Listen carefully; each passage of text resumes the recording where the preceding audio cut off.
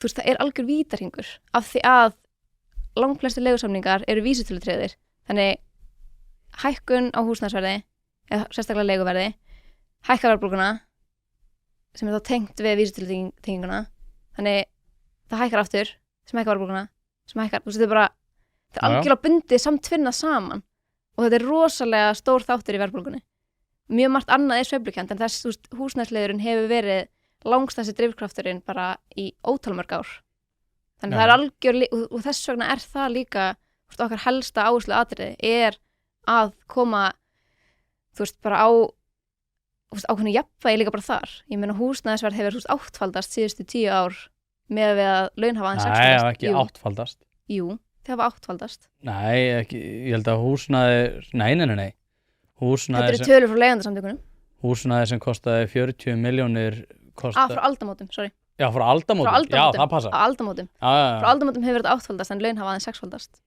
Já, en náttúrulega sko út af því að eins og ég þreytist nú ekki á að segja sko, það svo heimskulegt að fólk alltaf að biðja hærri laun út af því að það náttúrulega mun að endingu koma til með að leiðast inn í fasteignamarkaðinn og þú getur metið það sem svona 1,2 eða 1,3x út af því að sko straumhvörfin verða alltaf hafa ákveðin margföldunar áhrif á fasteignaverð út af því að þegar mókar svona miklu fé inn á hagkerfi sem að náttúrulega í ofanalag erum við að fara fram á það að ég meina ef að húsnæðisverð aðeins en þú veist þetta beintengt húsnæðisverð hefði ekki hækkað 8-falt ef að laun hefði ekki hækkað 6-falt það ástæðan en húsnæðisverð hefur alltaf hækkað miklu meira það frekar að launin séu alltaf í skottið á húsnæðisverð heldur en öfugt nei, það ekki rétt það alltaf hækkun fyrst í húsnæðisliðinum það ástæðan okkur, þá finnur líka fólk fyrir bara lægri kjörum í sínu eigin lífi þess vegna þetta langstærst Ok, þú segir að þetta sé alltaf elda skottið á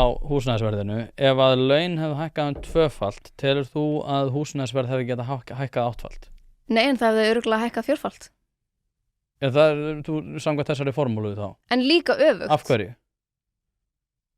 Við höfum náttúrulega alltaf á ákveðnum punkti verður þetta allt út dýrt þannig enginn getur keypt auðvitað Nei, það ekki rétt Jú, ef að allt húsnæði myndi 2-faldast núna þá myndi enginn geta keypt þannig að þetta alltaf bundið á ákveðnuleyti saman en húsnæðisverð hefur alltaf verið að hækka aðeins meira Já, það út af því að þegar þú mokar peninga inn á hagkerfi að þá náttúrulega lenda þeir en eftir kannski svona 4 tilfærslur 4, 5, 6 tilfærslur að þá peningurinn komin inn á húsnæðismarkaðinn Við erum náttúrulega líka með verðtryggð lán sem að þýðir það að hækka í misræmi við þetta Fólk fer til stéttarfélagana og segir, heyrðu, ég þarf að fá hærri laun til þess að takast á við skuldabyrði. Það fær hærri laun, SA gefur eftir og húsnæðisverð kemur til með að hækka. Þannig að það sem við erum búin að gera, í ónalega náttúrulega að stytta vinnuvikuna 10% sem að þið oft gleymið að meta inn í þessa breytu, að þá erum við líka að sjá fram á það að við erum búin að taka lífsgæði að láni.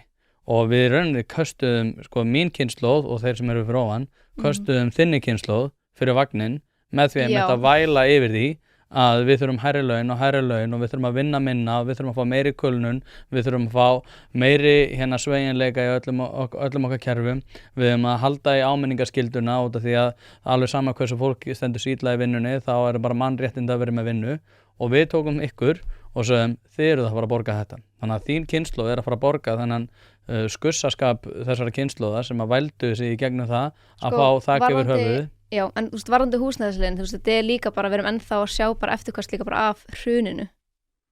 Þú veist, þá var gífurlegur samdráttur á iðnaðinum sem þýddi að það þurfti að vera miklu hraðar uppbygging af því það var ekki byggt rosalega lengi, eða allavega ekki miðað við þörf. Og þú veist, það hafði líka áhrif. COVID hafði líka áhrif að það var dælt inn peningum. 400 milljörðum. Já. Þannig þú veist, þetta eru líka, þú veist, margir þættir, en þetta lykillinn á að reyna að koma ykkur jafnvægi að koma á betra fyrirkomulagi á húsnæðismarkaðinn. En af hverju byggir fólk húsnæði? Þú veist, alveg sama hvort þú setur ráðina við opinbera eða af einkaaðila, af hverju mætir vinnumaður í vinnuna til þess að byggja húsnæði?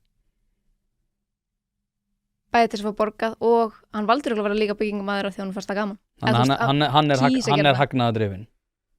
Hann er drifinn áfram af persónulegum hagnaði af því að mæti vinnuna. Við erum öll bundin við það að fá laun. við erum öll hagnaðardrifin. Sko, mér finnst maður ósanngjarnt að setja þetta sé líka hagnaðardrifi, af því fólk velur sér líka það starf, rétt að fólk myndi ekki vinna ef það myndi ekki fá borgað, auðvitað myndi fólk ekki vinna, það myndi ekki fá borgað, þau myndi ekki ná